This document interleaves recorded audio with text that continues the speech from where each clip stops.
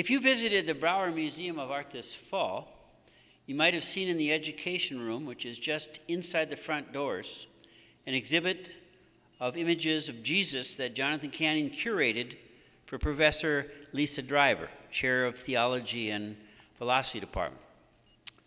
It was a great exhibit, the artworks all from our permanent collection, and a number of our theology professors made great use of the exhibit with their classes. I invited Lisa to talk about that exhibit, and she accepted my invitation, but this was before it was announced that the theology major and the philosophy major had been selected for discontinuance by the provost. So Lisa excused herself from giving this talk, sadly having more pressing matters to attend to. So I invited my friend, Professor Amanda Brobst-Renaud of the theology department, to fill in for Lisa, and Amanda graciously agreed. Amanda was in the first Brauer colloquium I convened 3 years ago. I got that right. Yes. And made substantial contributions to its success. Amanda is a graduate of Augsburg College in Minneapolis, received her MDiv degree from Luther Seminary in St. Paul, and her PhD in theology from Baylor University. She's an ordained pastor in the Evangelical Lutheran Church in America, and served as a pastor in Malone, Texas for 5 years. So she went from God's country in Minnesota to Texas. It's polar opposite. In 2018, she joined the theology department. Her area of expertise, the New Testament, particularly the Gospel of Luke, my favorite, and her focus is on the parables. And I say, why not? Mandy has, since she arrived, been a force for good. When President Padilla created Access College for students who needed a boost to be ready for college, she put Mandy in charge. For my money, one of the wisest decisions he has made. Mandy is, by all accounts, a great teacher, a great colleague, a community builder who loves teaching here. As I said about her partner, Ben, I hope she's here forever. Please join me in a warm welcome for Associate Professor Amanda Brobst-Renaud. And so it's great to be here. I thought, thinking about with the relative short notice but also great joy, I thought, well, what can a theology professor, Lutheran pastor talk about? I was like, I know, theology of the cross. And so we will go into some of the new parts today. If you don't care about theology or Jesus or any of that, I hope there'll be something for you too. I will entice us to be not just ideal readers of texts and of art, but also resistant ones that know the messes that we have created, just being here as humans, taking up space, holding down this little piece of earth. It's not hard to know that just because we live in this society, we take more than we need, and it feels normal. So, I'm going to entice us into a literary view of art. Bake that thought first. I'm going to bake that thought. We're going to be in a hybrid view where we look at texts and our relationship to them, but also their relationship to art and how they might shape what we see. My introduction is written out for you all. Some of you good students have already read it. I will read it again. When we read texts, most of us assume, especially for Christians reading the Bible, if that doesn't fit you, all good, you are still welcome here. Please remain. When we read texts, most of us assume the role of the ideal reader, the reader who accepts the words at face value. The problem is, each of us have different faces. Face value is different for each person. Each person has a different set of circumstances, joys, griefs, and traumas. We do not shed these when we read texts. For example, when reading a religious text, we cannot sever our relationships with the underlying traditions, whether they are relationships of ignorance, hurt, joy, or any other aspect of human experience. Others, I'm borrowing from my feminist and queer siblings here, sometimes adopt the role of the resistant reader. The resistant reader approaches texts as ones that may and have caused harm. These texts, though they may not have the intent to cause harm, nor perhaps did their authors, they nevertheless have and bear some sort of responsibility for that harm. Resistant readers often interpret texts from marginalized positions, often from their own unique experiences, in an attempt to reclaim texts, or, conversely, to challenge texts' authoritative status. For example, interpretations of the Bible that enable misogynistic or homophobic readings of the text. Interestingly, many of us, myself included, feel more equipped to comment on artwork and what we see. This posture is peculiar. I'm not a trained artist. Most of us are not. Much less art historians, much less art appraisers, and yet we feel free to offer our interpretations, sometimes as ideal readers, viewers of paintings, and sometimes as resistant, especially when we find them disturbing. My goal in today's discussion is to draw out the question of why individuals who may find themselves as ideal readers approach other information, such as art, differently. It's my hope that this leads us to read and appreciate art as real readers and viewers, perhaps neither ideal nor resistant, yet not neutral. We cannot be. We bring with us the whole of our experiences, which shape what we read and how we see, even at face value. And so, looking at this religious-themed art, we have a couple of paintings of the Virgin Mary, always pictured with either Jesus or pregnant. That's one of the rules of iconography. And then we also have a couple of icons of Jesus, which we'll get into in a moment. We'll start with the incarnation. For me, this is one of the sweetest parts of the Christian tradition, which does have different interpretations. So I will read from you from Luke 1:26. This is a part where Mary, who becomes the mother of Jesus, is told she's going to be pregnant by miraculous means. In the 6th month, the angel Gabriel, and also if you're not a reader, I invite you to look at the texts look at the visual texts as I read. In the 6th month, the angel Gabriel was sent by God to a town in Galilee called Nazareth, to a virgin engaged to a man whose name was Joseph, of the house of David. The virgin's name was Mary. And he came to her and said, "Greetings, favored one, the Lord is with you." But she was much perplexed by his words and pondered what sort of greeting this might be. Notice, for some of you who might be ideal readers of this text, that Mary is perplexed at this point. Because most readers, even ideal readers, assign her perplexity at what comes next. So she's perplexed at the favor. We are perplexed, however, at what comes next. The angel said to her, "Do not be afraid, Mary, for you have found favor with God." And now, imagine as a resistant reader, the logical conclusion of Mary's favor: you will conceive in your womb and bear a son, and you will name him Jesus. He will be great and will be called the Son of the Most High.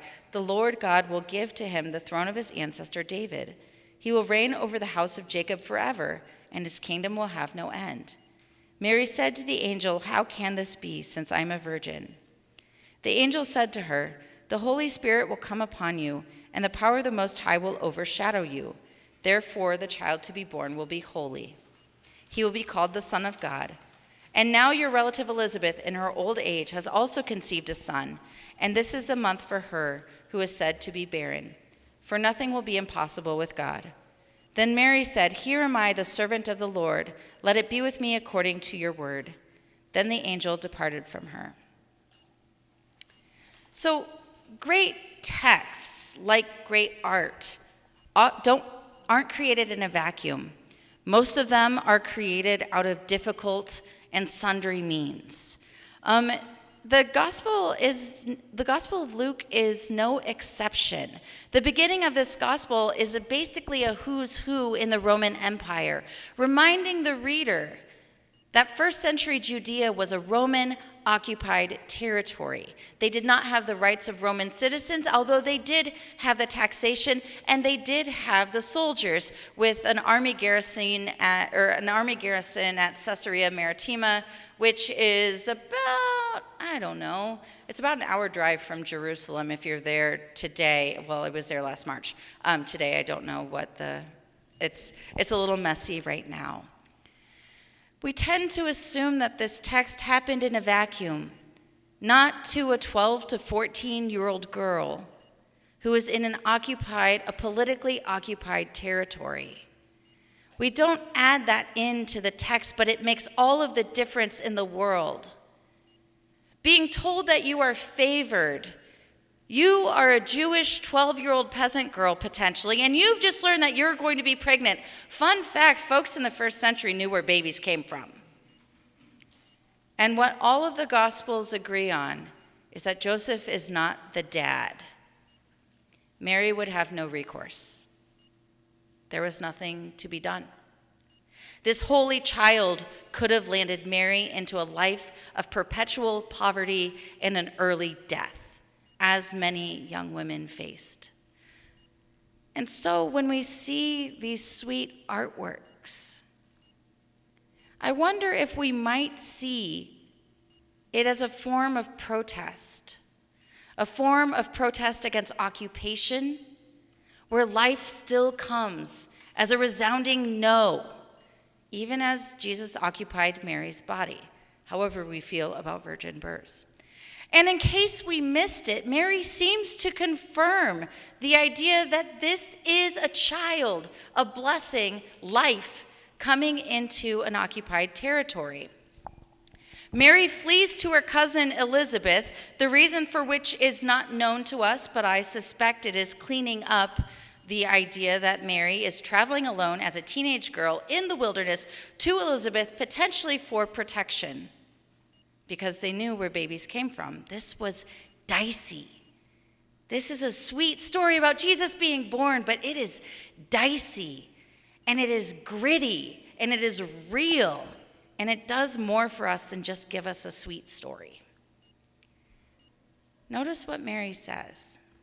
After Elizabeth says, "Blessed are you," a confirmation of her pregnancy, Mary says, "My soul magnifies the Lord, and the spirit rejoices in God my Savior, for he's looked with favor on the lowly state of his servant." The word here is like humble, abased. "Surely from now on all generations will call me blessed, for the mighty one has done great things for me, and holy is his name.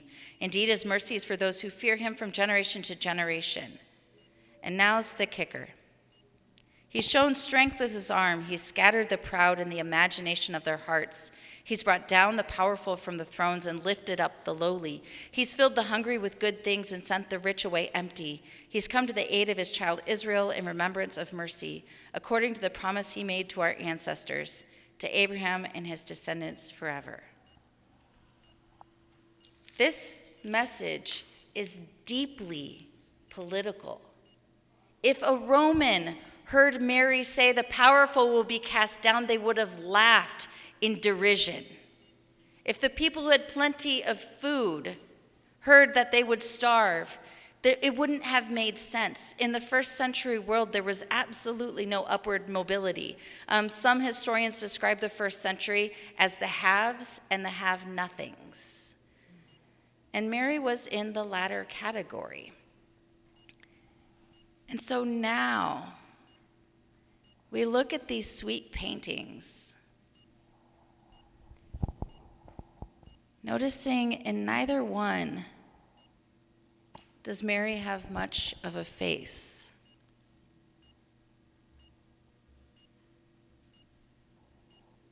What might we think? Sorry, I'm moving around. How do the texts play with this and the historical layers? They're kind of small.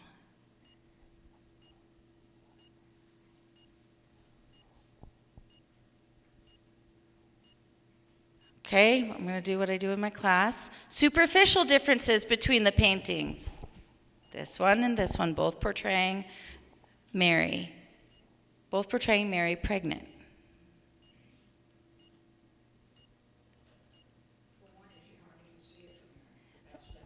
The pastel you can hardly see. Yep, I'll invite you all to come up closer in a moment. Yeah, you can hardly see. There's a symbol right here that I think symbolizes Jesus, but I'm not sure what this one is. I did a quick study on these, but I couldn't find a ton on the author on these. And the other one is quite darkly colored, where Mary is holding a baby. It seems possible, oftentimes Mary is portrayed in light and dark. She's often wearing blue, and it's often stressing her purity. We never see, I don't think there's, I'm not up on my iconography, but Jesus is always present in the icons, but I'm trying to remember I don't think Joseph is ever in any of the icons with Mary unless it's the whole family. There's none of Mary pregnant with Joseph in the iconography. And what if these sweet pictures can also be gritty? The same way that we can be smiling and be holding in us all kinds of experiences in life. So we'll come back to the paintings in a moment.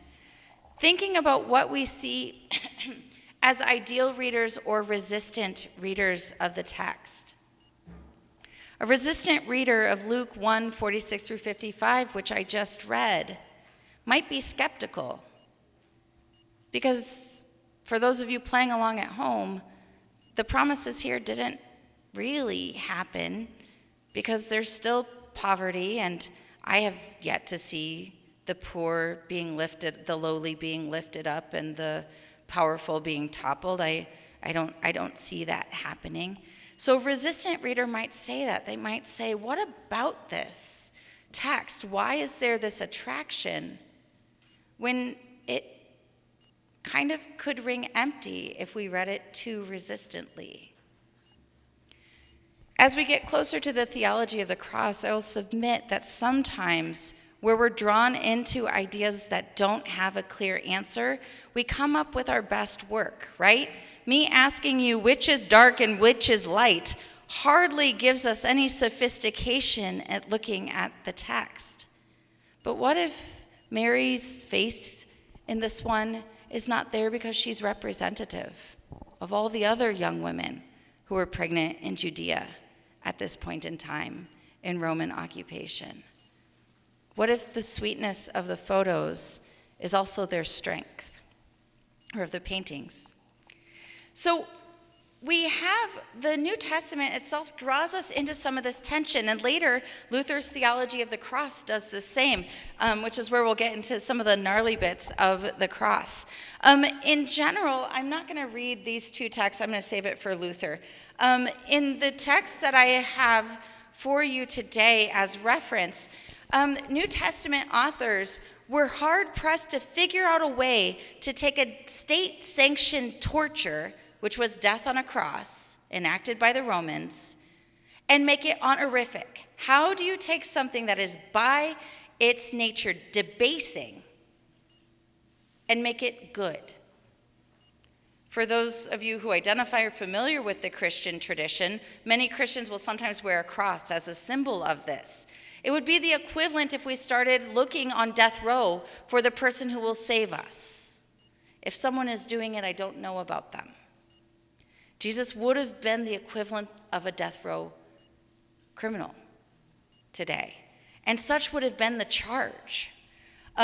What they don't tell you is oftentimes Jesus' death is portrayed as a singular event, whereas crucifixions were widespread in the Roman world. Actually, outside of many Roman territories, there would be the vertical crossbeams. The people would carry the patibulum, the horizontal beam, horizon goes that way, the horizontal beam through the city.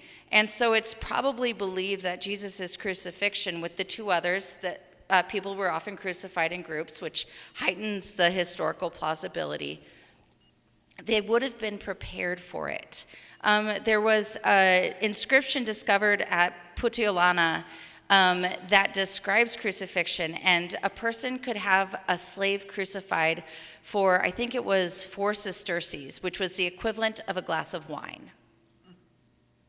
So whatever you pay for a glass of wine today, if you like nice wine, maybe $15 to $20 a glass. At that point, you may as well just stay home and buy the bottle, just saying. But, but thinking about what this was a relatively widespread practice that was at its base debasing, and for Romans it was seen as making the victims effeminate, which is something that you did not want to be if you were a self-respecting Roman male.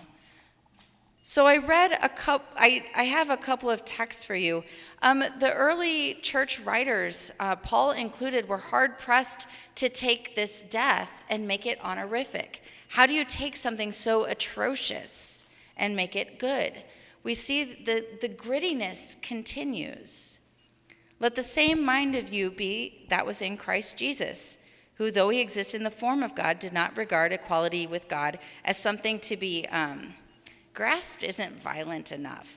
It's a violent sort of grabbing here, but emptied himself. The emptying here, the most effective way to describe it, it's disgusting, but when you've had the stomach flu for a very long time and you decide to eat something just because it makes it easier, it's really gross and a little graphic, but most of us have been there. That's what it means. It's this utter emptying. There's nothing left within Jesus. And being found in appearance of a human, humbled himself to the point of death, even death on a cross. The idea, crucifixions were reserved for enslaved persons and for enemies of the state.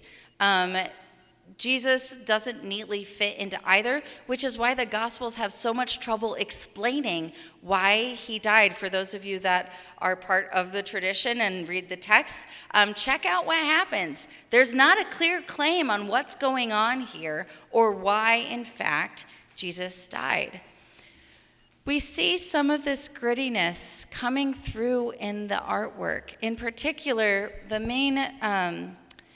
main piece that I wanted to talk about today was Jesus from the ammunition box. Alexander Klimeno is a Ukrainian icon writer, and he and his wife started creating these out of Russian ammunition boxes in 2015. Well in advance of the invasion, and what year was that? How long has this war been going on? 2022, right? In 2022. And so taking something that is at face value devastating, literally devastating, and creating an icon. I'm not Orthodox, but I'm an Orthodox aficionado, and I asked one of my Orthodox professors how iconography worked for them. I really think they're beautiful. The writers are incredibly talented humans, and they're incredibly faithful pieces of art. I say that as someone from the Christian tradition. And she said that the icons, it's not praying to the saints. That's a misnomer that has been promulgated by Protestants. It's actually the equivalent of asking someone to pray for you. So when a person is asking the saints to intercede, they're not praying to the saints. They're asking somebody who they believe is closer to God. I mean, my crass way of saying it is to kind of put in a good word, like, hey, John, I could use some help here. You want to, help me out?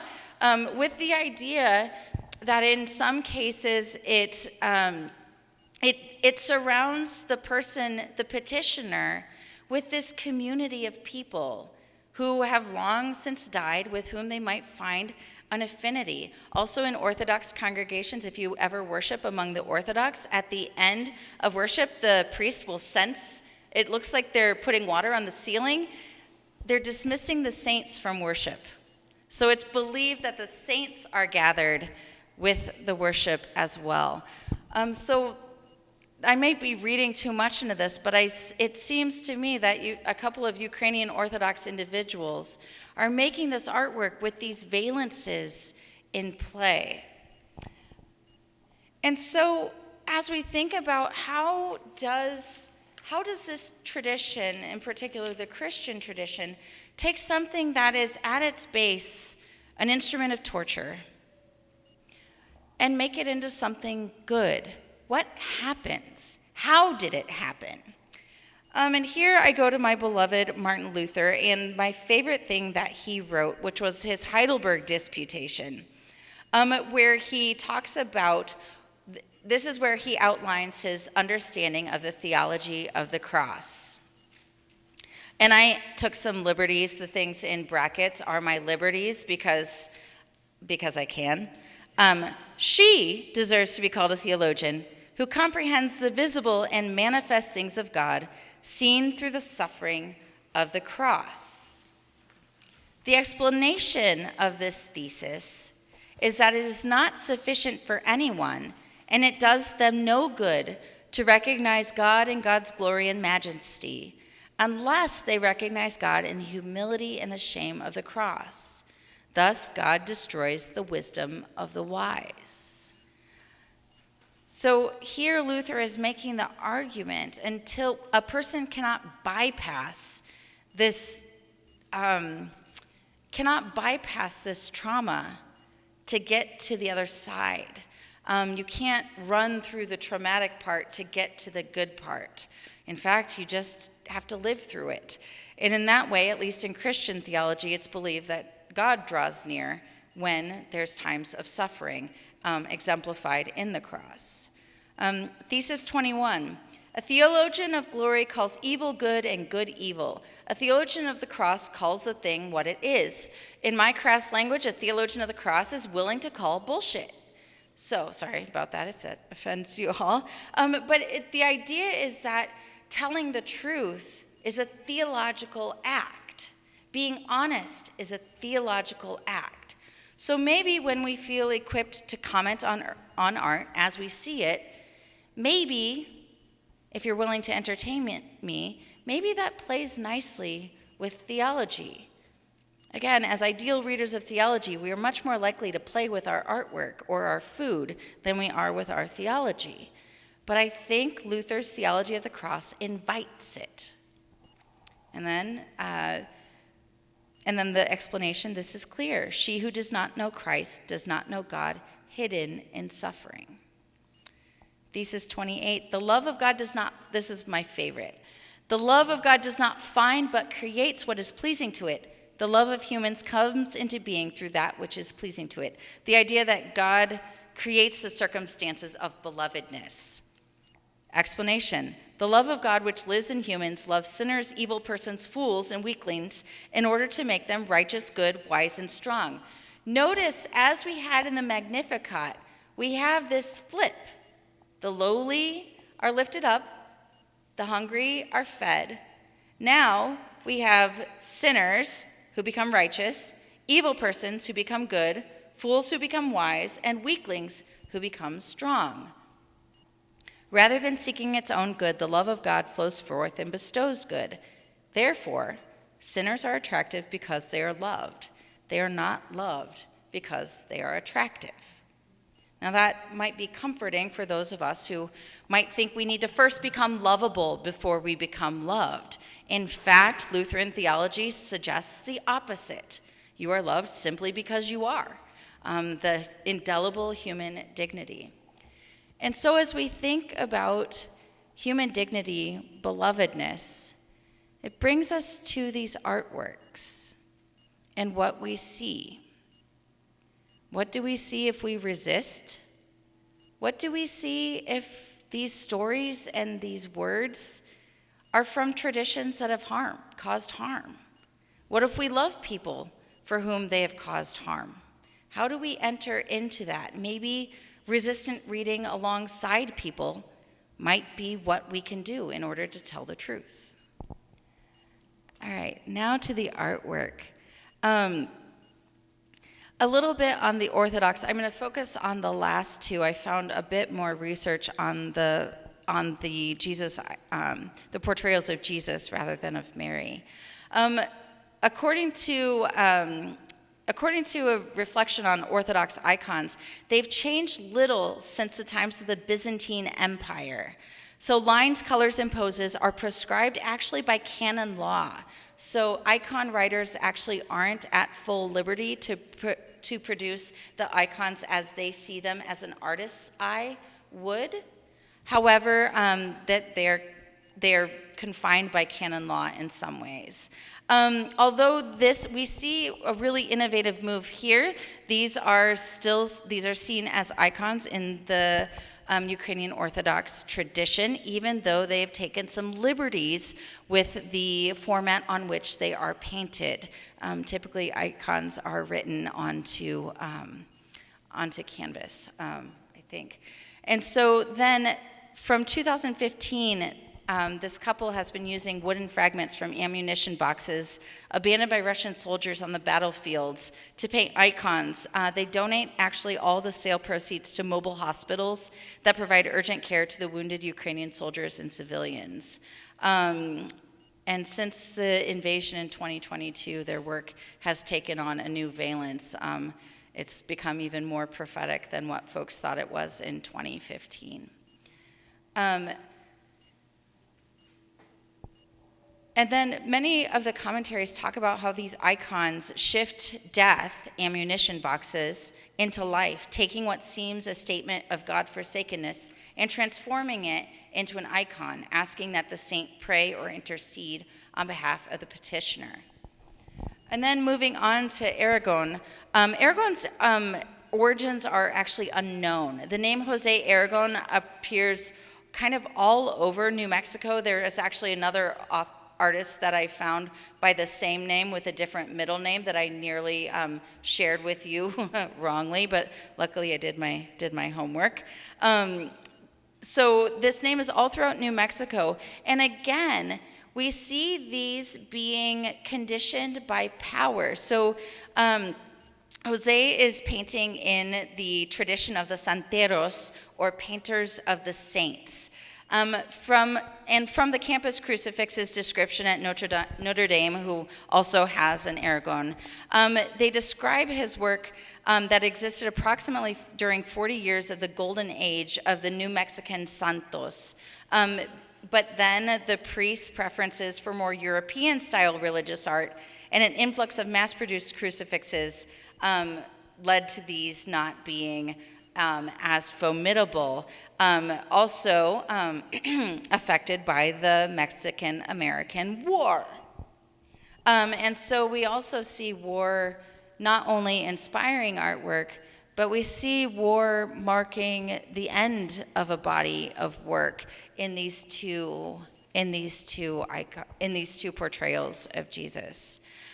So the origins of the Santo tradition are unclear, but most people see it as a folk art style that was well conversant in the Spanish-Mexican sphere, but then its incursions into New Mexico prior to the Mexican-American War.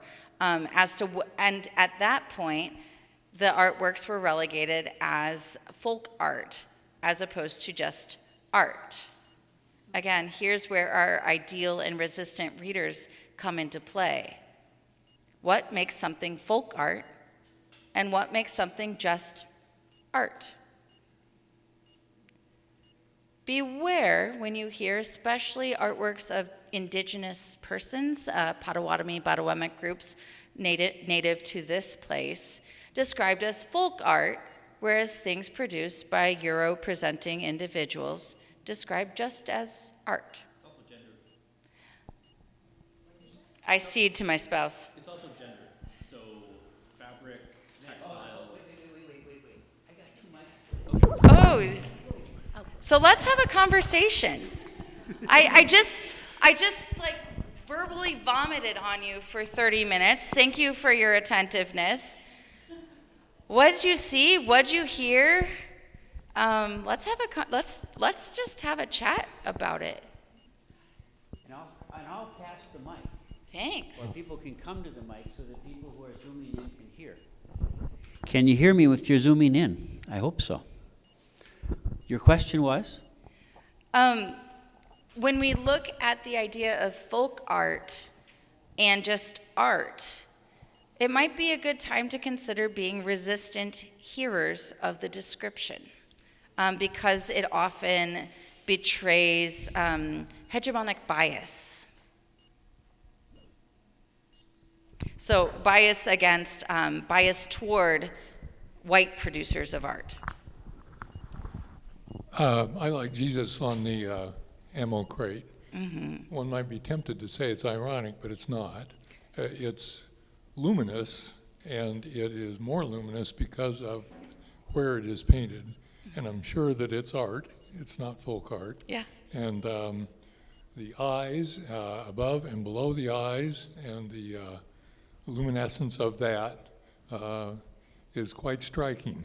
You can't look at that without believing that Jesus is looking at you. Mm-hmm. On the other hand, with the two Marys, excuse me, the one is luminous.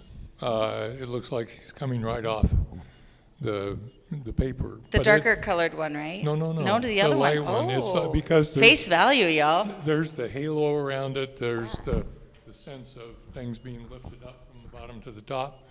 And so even though you can't be sure what the symbols are, it is a symbolic painting, and it is more universal because there is no face. The other is haunting, I think, because it's at 3 levels, or 4 maybe. You go within from one archway to a smaller archway to a third archway, and she is protected or protective, one or the other, I don't know which, and insular. Those are just, that's all. Yeah. Does it ruin your talk to point out that that's John the Baptist and not Christ? Oh, yeah. No. Sorry. It doesn't. Okay, good. Yeah, it is John the Baptist. Yeah.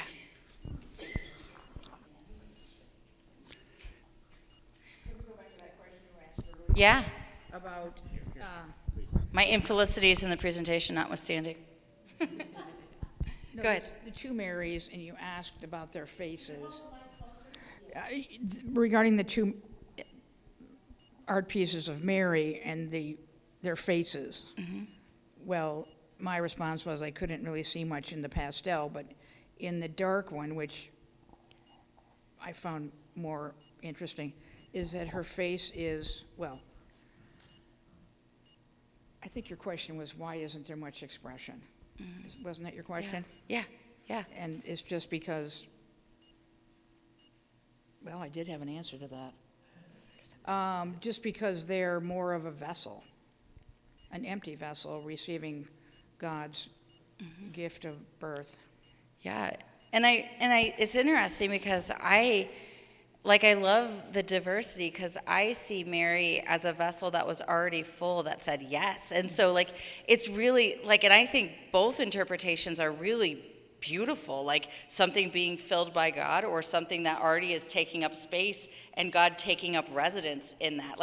It's kind of like, does God create out of nothing or out of existing things? And yes. Yeah. So, yeah. I was drawn to the second one. I was drawn to the darker colored one too, as well.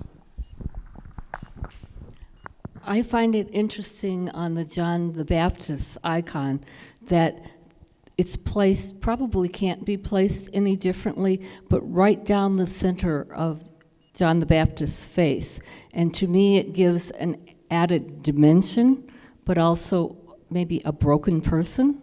Yeah, I mean, if we wanted to talk about resistant readers, John the Baptist was beheaded because he accused Herod Antipas that he told him that he shouldn't have married Philip Agrippa, his brother's wife. So that was, John the Baptist was thrown in prison and beheaded because he was inconvenient for the king.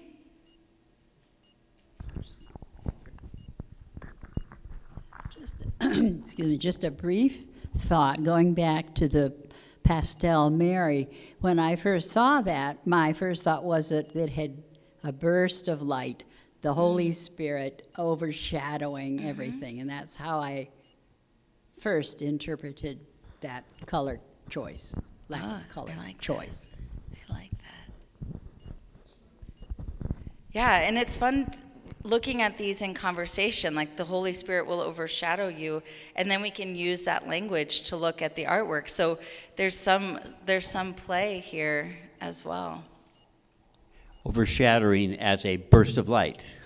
Yeah, well, I Sort mean, of confounding. yeah.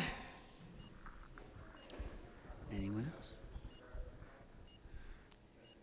So I'm curious how we think, being ideal readers or resistant readers of art and text, thinking about what that looks like when we read in communities, and how do we think about these in terms of that?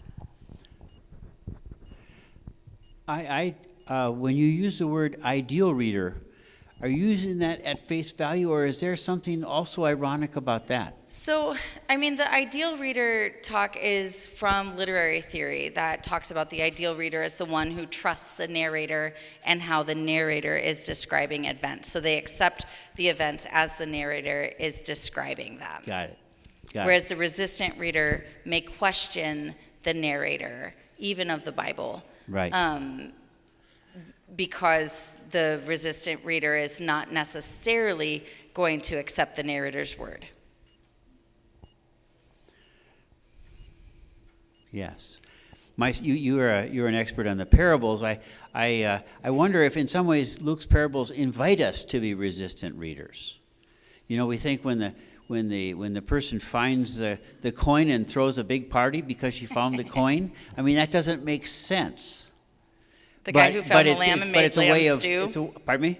The guy who found the lamb, one of my seminary professors joked they had lamb stew for dinner that night. He found the 99th lamb, or the 100th lamb, and he was on the table. Mm-hmm. That's not in the text, it's just, yeah. Other questions? There's someone has written something into the chat. Let me. I was letting them know about Oh, that was you? Okay. Sorry, Jonathan, for trying to rope you in. Yeah, so now open forum to look at the artworks and what do you see? What do you notice? What draws you in? Or where do you want to resist? Thank you for being here. Amanda, thank you for setting up and being our videographer. Mitch Moss set up the tech. We had people setting up the chairs. Lots of people to thank. And it's teamwork. It's a great team sport learning about art. Thank you, Amanda, very much. Next week, Jonathan Canning will be talking about works of art in the collection that are Chicago modernism. And it will be right here. The works there are works on that wall that are part of the Chicago modernist movement, but he'll have other works to look at. So Jonathan next week, Gloria Ruff the week after. 2 more programs. Hope you can all be here. Thank you for coming. Remember that sunscreen.